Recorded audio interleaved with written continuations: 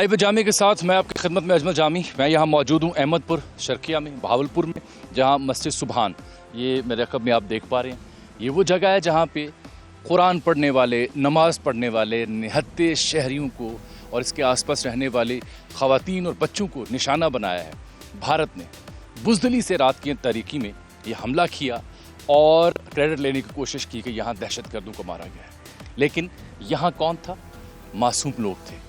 यहाँ आसपास कौन रहते हैं? आम शहरी रहते हैं। यहाँ मैं आपको दिखाऊंगा सूरत हाल हुई क्या कल रात, जब रात के अंधेरे में बुज़दिल भारत ने वहाँ बैठ के अपनी हदूद से यहाँ पे मिसाइल दागे हमला किया। और जो यहाँ पे सूरत हाल थी, जो डेब्रीज हैं इनकी इस हमले की, वो भी दिखाऊंगा। कमिश्नर बहावलपुर मेरे साथ यहाँ मौजूद हैं, उनसे बात करूँगा। यहाँ 13 अफराद, 14 मुझे बताया जा रहा है वो शहीद हुए और 36 के करीब ज़ख्मी हुए। एक 2 साल की बच्ची, एक 3 साल की बच्ची, एक खातून जो इंतहाई ज़ख्मी है, हॉस्पिटल में अभी वहाँ भी लेके चलेंगे। कमिश्नर साहिबा मेरे साथ मौजूद हैं, पहले ज़रा उनसे हम बात करते हैं। मैडम, ये एग्जैक्टली कब आपको इल्म हुआ इस वाक़े का? जी एग्जैक्ट ये 12:34 के ऊपर एक्सप्लोजन हुआ। चूँकि ये इलाका आबादी के अंदर है और कंजस्टेड एरिया है, तो इसकी आवाज़ हमारे घरों तक सुनी गई थी। उसी वक्त हमने रेस्क्यू से को अलर्ट किया और जब चेक करवाया तो हम लोग विदिन 15 मिनट्स यहाँ पहुँच चुके थे। उसके बाद जब आपका 4th एक्सप्लोजन हुआ है तो वो परहैप्स रेस्क्यू एफर्ट्स को थॉट करने के लिए किया गया था, बिकॉज हम लोग सब गेट पे खड़े थे उस वक्त जब चौथा एक्सप्लोजन हुआ है। तो इस एक्सप्लोजन टोटल यहाँ पे कितने एक्सप्लोजन? 4 जी, 4। चारों मिसाइल थे, रॉकेट थे, क्या था, कोई इत्तला है? इसके ऊपर मैं कुछ नहीं कह सकती, लेकिन जो हमें पहली इत्तला आई है वो यही थी मिसाइल से। और कितने लोग ज़ख्मी और कितने शहीद हुए? जी टोटल 37 इंजर्ड है और 14 शहीद हुए हैं। मैं देख रहा हूँ आसपास तो रिहायशी क्वार्टर्स हैं और कुछ ऐसा ख़ास नहीं है जो इल्ज़ाम लगा पाकिस्तान के ऊपर। जो बिल्कुल मस्जिद है, मस्जिद सुभान अल्लाह, और ये हमारे हार्ट ऑफ सिटी में मौजूद है, कंजेस्टेड एरिया में है, आबादी में मौजूद है। तो ऐसा इधर कुछ भी नहीं था। आई डोंट नो कि किस लिए और किस वजह से उन्होंने टारगेट किया, लेकिन ये मस्जिद थी और ये पुरअमन इलाका है हमारा, और जहाँ बच्चे भी आते हैं नमाज़ पढ़ने, बुज़ुर्ग भी आते हैं, जवान भी आते हैं। इस मस्जिद के आसपास मैं कुछ क्वार्टर्स देख रहा हूँ सामने, अगर मेरा कैमरामैन भी दिखाए, ये मुकामी आबादी है या इसका ताल्लुक भी मस्जिद से? नहीं जी, ये खतीब साहब का घर है। जिस तरह यूजुअली पाकिस्तान में या सब कॉन्टिनेंट में है कि आपकी मसाजिद के साथ आपके खतीब के घर होते हैं, तो ये खतीब का घर है।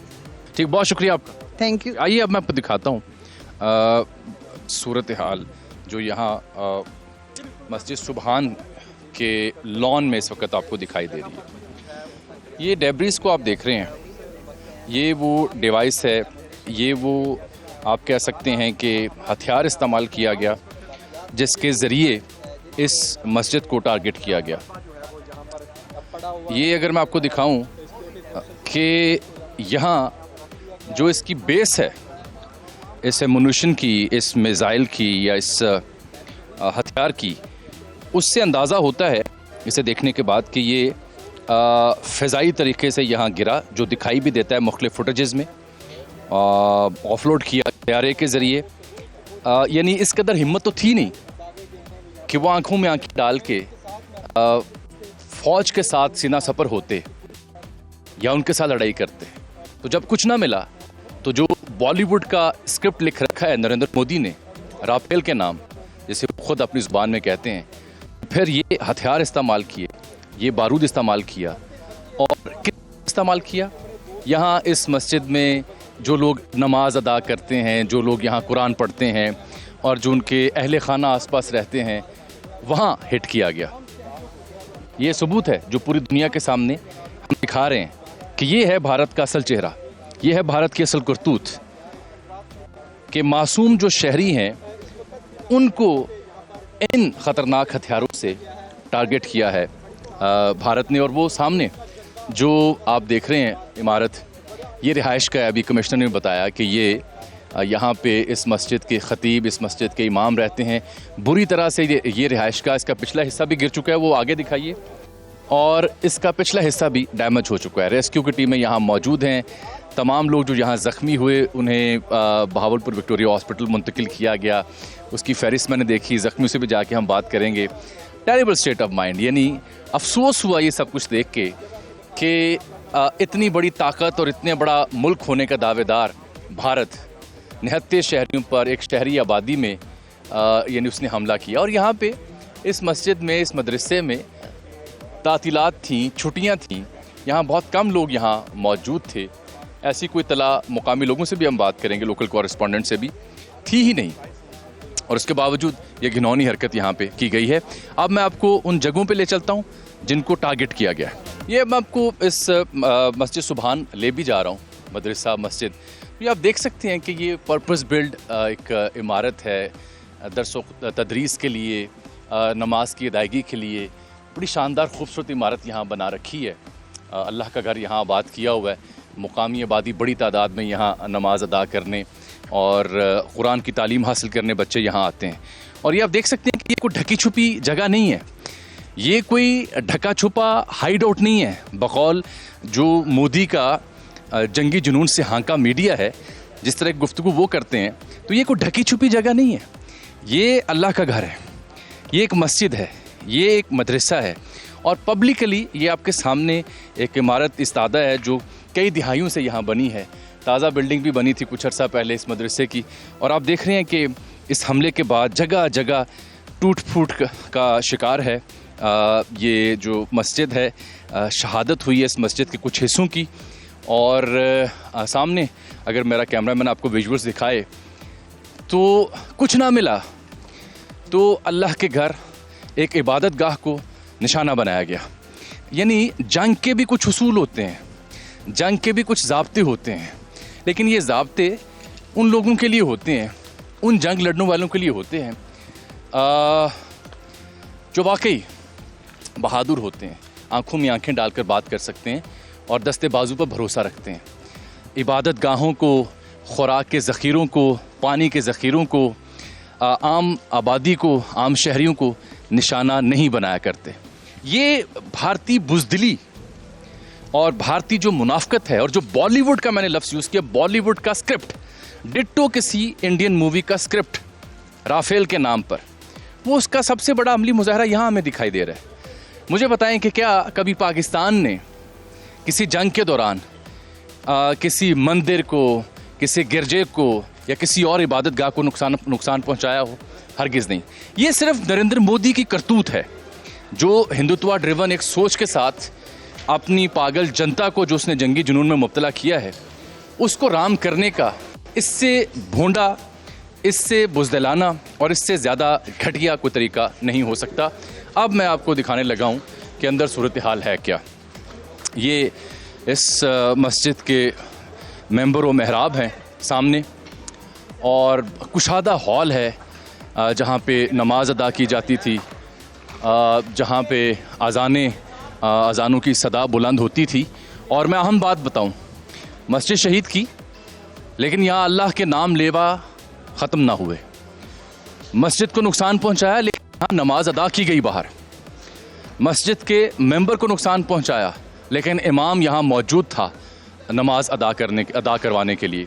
ये आप देख रहे हैं कि सेंटर ऑफ दी ये जो मॉस्क है, इसके बिल्कुल वस्त में यानी ये हमला किया भारत ने इस मिसाइल से, इस रॉकेट से। और ये पूरा जो गुंबद है इस मस्जिद का, वो शहीद हुआ।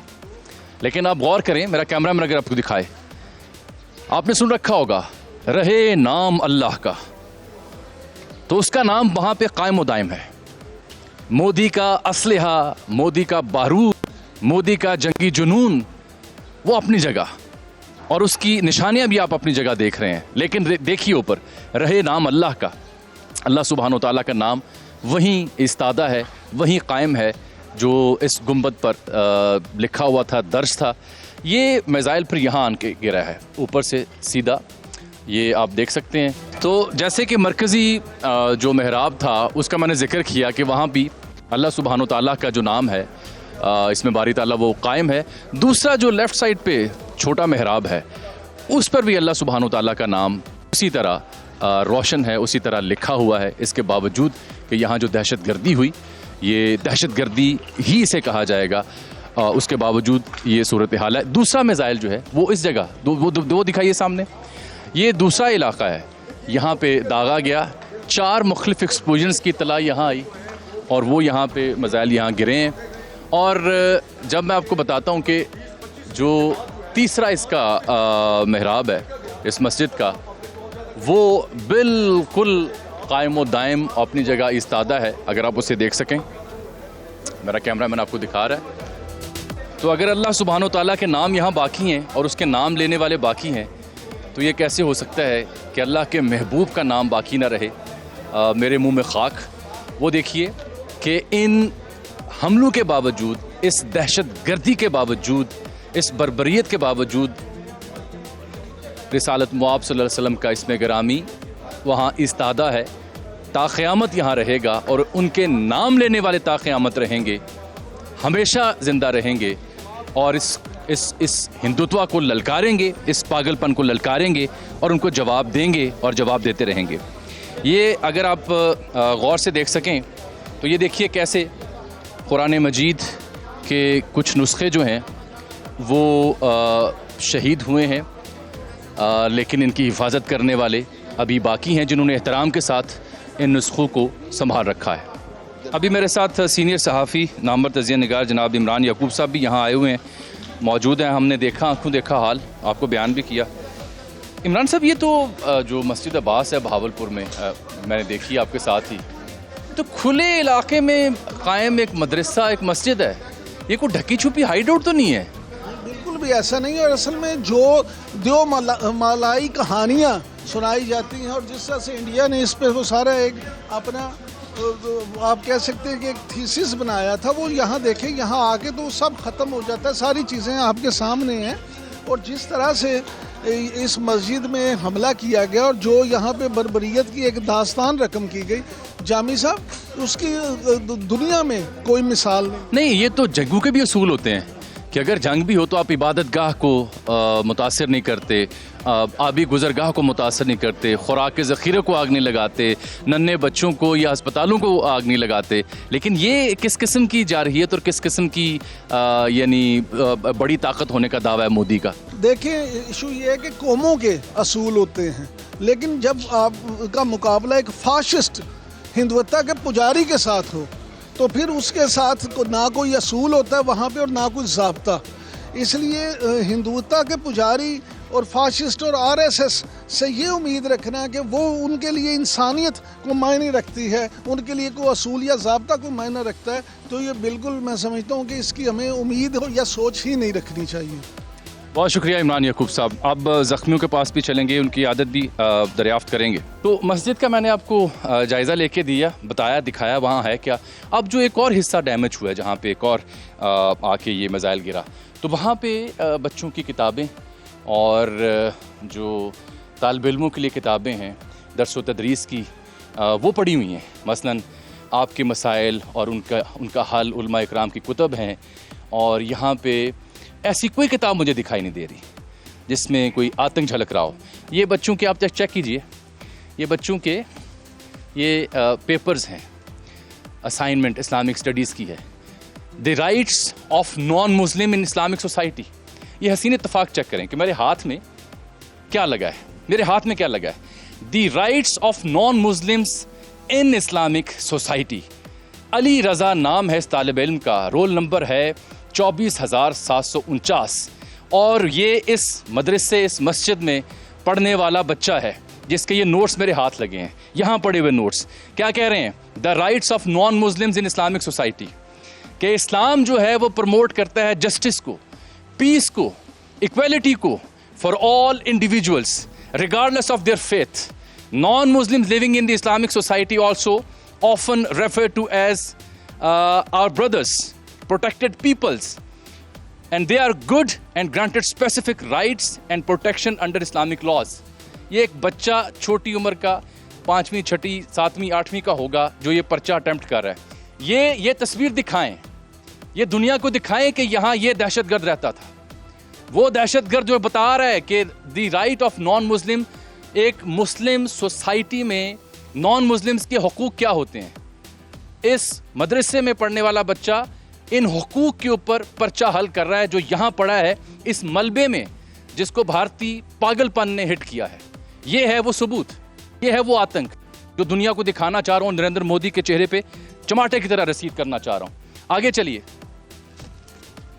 आगे अगर आप आते हैं तो यहाँ जा बजा आपको ये वो हिस्सा मस्जिद का जहाँ पे रिहाइश थी और इस रिहाइश गाह को निशाना बनाया गया। आप देख सकते हैं मामूल की ज़िंदगी है, कपड़े हैं, अशिया ज़रूरिया की चीज़ें पड़ी हुई हैं और इस यहाँ पे अहले खाना ख़वातीन मर्द यहाँ ठहरे हुए थे, उनको निशाना बनाया गया। मुस्तकिल यहाँ मकीन थे क्योंकि ये इमाम मस्जिद का घर था, उनके अहले खाना यहाँ रहते थे और इमाम मस्जिद मैंने आपको दिखाया अभी भी यहाँ पे है।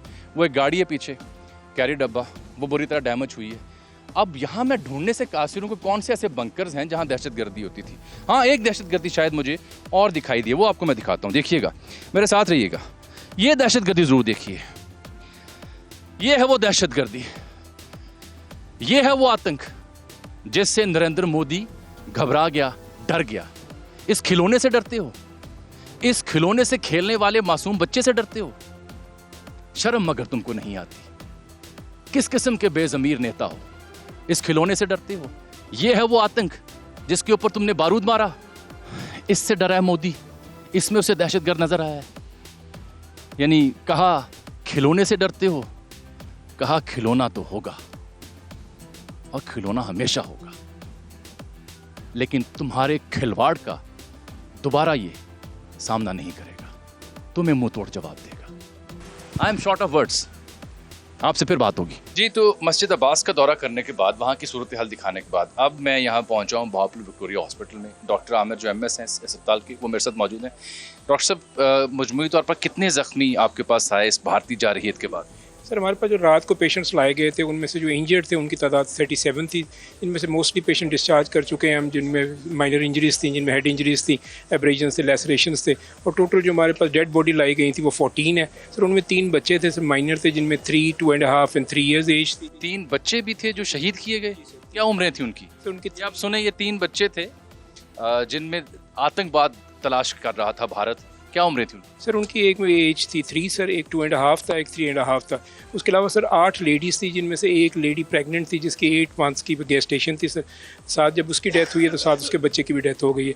तो टोटल जो 14 हमारे पास लाए गए उनमें 8 फीमेल थी सर, 3 हमारे पास माइनर थे और 3 मेल थे सर। तो अब इस वक्त कितने पेशेंट एडमिट है चेक कर सकते हैं? आइए। फीमेल हमारे पास जो मौजूद हैं उनमें माइनर इंजरीज़ हैं, जिनको फेशियल इंजरीज़ हैं और हेड इंजरीज़ हैं। एक बच्चा है जिसको ब्लास्ट विक्टिम था, जिसको हेड इंजरी थी साथ, अभी वो स्टेबल। जी सर, बाकी ये सब। ये बच्चा दिखाएं, ये बच्चा उसी मस्जिद अब्बास के करीब वहीं उस बच्चे को हिट किया गया और वो बच्चा दिखाएं सर। इस बच्चे को क्या इंजरी हुई? सर इसको बेसिकली कंकशन था सर, हेड इंजरी थी सर, उस वक्त अनकॉन्शियस था सर, अभी ये कॉन्शियस धमाके की साउंड से और उसकी ट्रॉमा से। जी सर, इसी तरह से। बाकी सर ये फीमेल हैं, इनको हेड इंजरीज थी और माइनर इंजरीज थी। रहने दे। ये इस खातून का क्या कसूर था, उस बच्चे का क्या कसूर था? और ये इनकी वालिदा हैं? अच्छा, इनसे बात हो सकती है अगर आप मुझे वक्त दे थोड़ा सा। बहन जी अस्सलाम वालेकुम। वालेकुम सलाम। आपका बेटा है? भड़ेंज है, भेड़। अच्छा, आपका भांजा है? जी हाँ। क्या नाम है इसका? भूराल।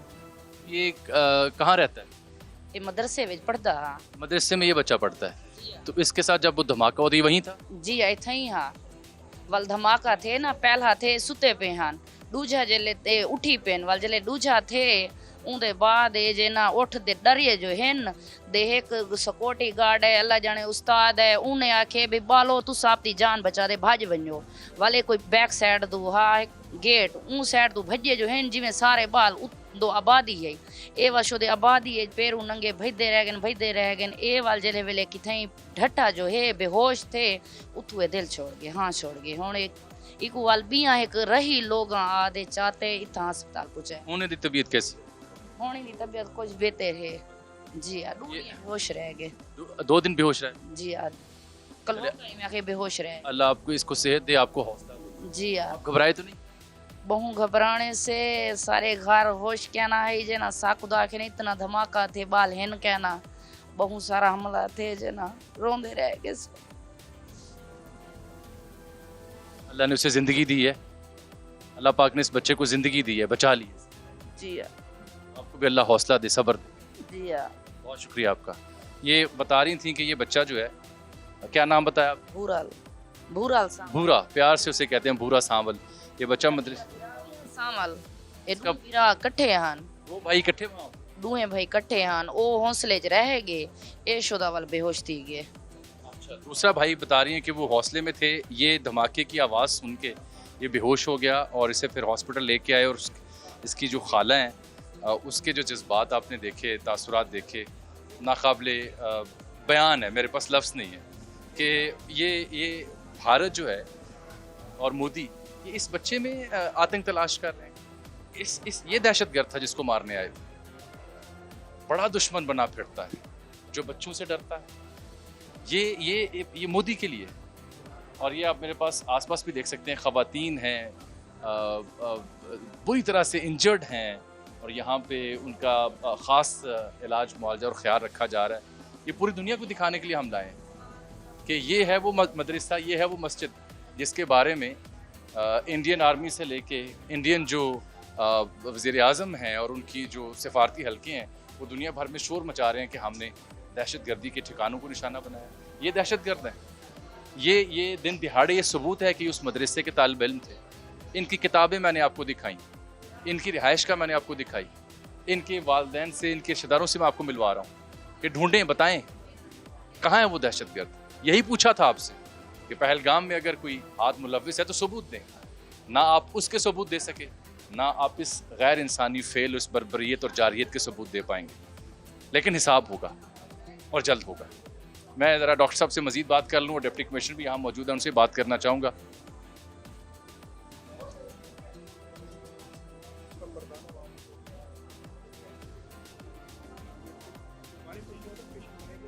इस बच्चे से भी मिल के आया हूँ और बाकी आप बता रहे हैं कि 36 में से 37 टोटल थे सर, उनमें से जो है हमने 33 डिस्चार्ज कर चुके हैं सर। उनको माइनर इंजरी? जी माइनर इंजरीज थी। माइनर इंजरी ऐसी थी कि सर कोई कंकशन था जिसको उस वक्त आप ब्लास्ट। सिर्फ आपके पास 3 मरीज हैं? जी सर, हमारे एक वो खातून, एक बच्चा और तीसरा?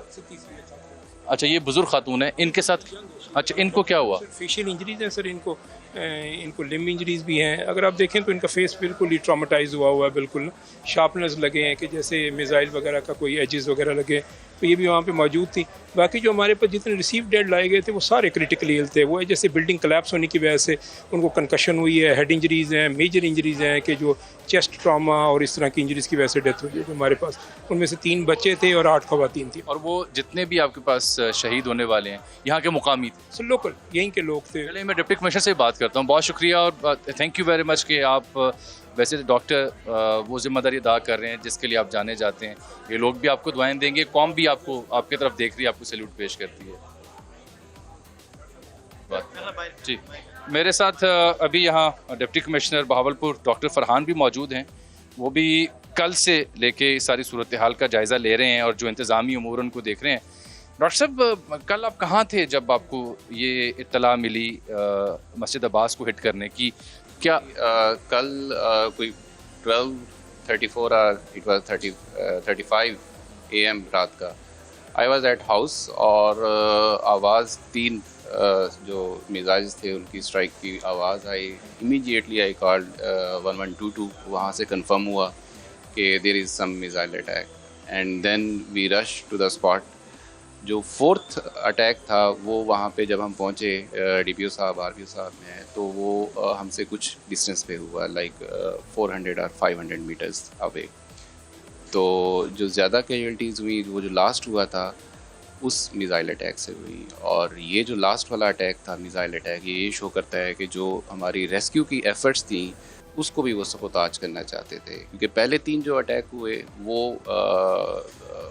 1 by 1 हुए, उसके बाद 15 और 18 मिनट्स का गैप था और उसके बाद लास्ट वाला। ये बड़ी अहम मालूमात है जो DC साहब जो जिम्मेदार हैं वो बता रहे हैं कि एक प्लानिंग के तहत पहले 3 हमले किए गए और जब ये माइंडसेट बना कि आप रेस्क्यू के लिए लोग आए होंगे तो फिर हिट किया गया। तो यानी कि रेस्क्यू करने वालों को हिट किया गया, ये प्लानिंग थी उनकी।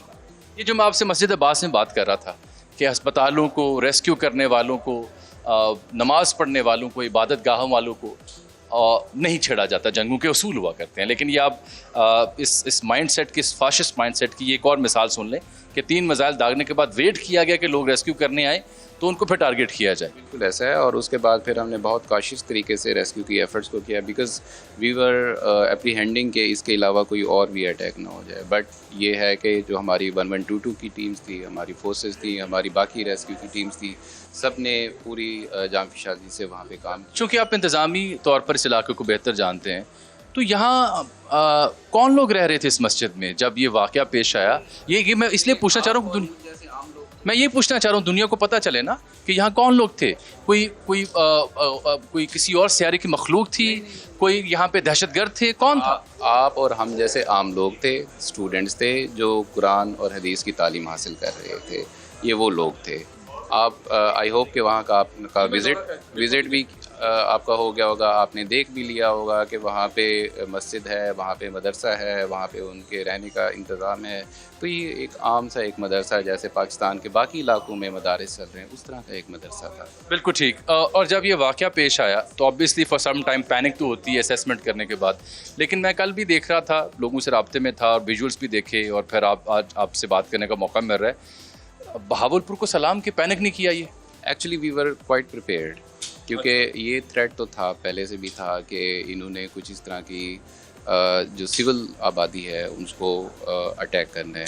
तो वी वर प्रिपेयर्ड, और कल भी हाई अलर्ट पे थे हम, और इस वजह से जैसे ही ये इंसिडेंट की हमें इतला मिली तो वी क्विकली मूव वहाँ पे, तो पैनिक की सिचुएशन क्रिएट नहीं हुई। शहर भर के निज़ाम ज़िंदगी में, नज़्म में कोई फ़र्क नहीं आया? किसी किस्म का कोई फ़र्क नहीं आया। आज मामूलात पे ज़िंदगी, आज आप जाएंगे देखेंगे, आपको मामूलात ज़िंदगी बिल्कुल नॉर्मल महसूस होंगे। बहुत शुक्रिया डॉक्टर साहब, बहुत शुक्रिया, थैंक यू। वो मस्जिद आपको दिखाई है और इस हॉस्पिटल में पहुँचे हैं, यहाँ आपको उन ज़ख्मियों की सूरत हाल दिखाई है और ढूंढने की कोशिश की है कि वो दहशतगर्द जिससे मोदी डरा था वो है कहाँ। ये तो मासूम निहत्ते शहरी निकले जिनके ऊपर बारूद फेंका गया है, बारूद बरसाया गया है। बहावलपुर शहर में आज ज़िंदगी रवां दवा है, गम गुस्सा है लोगों के यहाँ, बिलखुसूस मोदी की इस बुज़दिलाना कार्रवाई को देख के। और अभी मैं जब बहावलपुर हॉस्पिटल से निकल रहा हूँ तो मुझे एक नौजवान रिक्शा ड्राइवर भी यहाँ खड़ा नज़र आ गया है। अस्सलाम वालेकुम। वालेकुम सलाम। क्या नाम है आपका? नज़ीर भाई। नज़ीर, ब्रेक तो लगाओ इसको। कल भावलपुर में जो वाक़या पेश आया, धमाके हुए, भारत ने जो किए, उसके बाद डरे तो नहीं? नहीं नहीं, डरती तो हमारी जूती है, डरे तो नहीं है। लेकिन ये जो इसने कोई काम किया है ये अच्छा काम नहीं किया। इसने मदरसों वाले बच्चों पे किया हमला, ये कोई इस्लाम के ख़िलाफ़ ये आया था। डरना तो नहीं चाहिए हमें, हम एक पाकिस्तानी है, हम इनके ख़िलाफ़ लड़ेंगे भी सही और लड़ना भी है। अगर परेशान तो नहीं हुए? नहीं नहीं, परेशानी तो कोई बात नहीं है, मुसलमान हैं हम लोग, शहीद होना है हमने। अल्लाह आपको खुश रखे, जिंदाबाद जिंदाबाद। ये है बहावलपुर के लोगों का जज्बा जो एक रिक्शा ड्राइवर की ज़ुबानी मैंने आप तक पहुंचाया है। ये पाकिस्तान कायम रहने के लिए है और इंशाल्लाह कायम रहेगा। मुझे आज के प्रोग्राम से इजाज़त दीजिए, अल्लाह हाफ़िज़।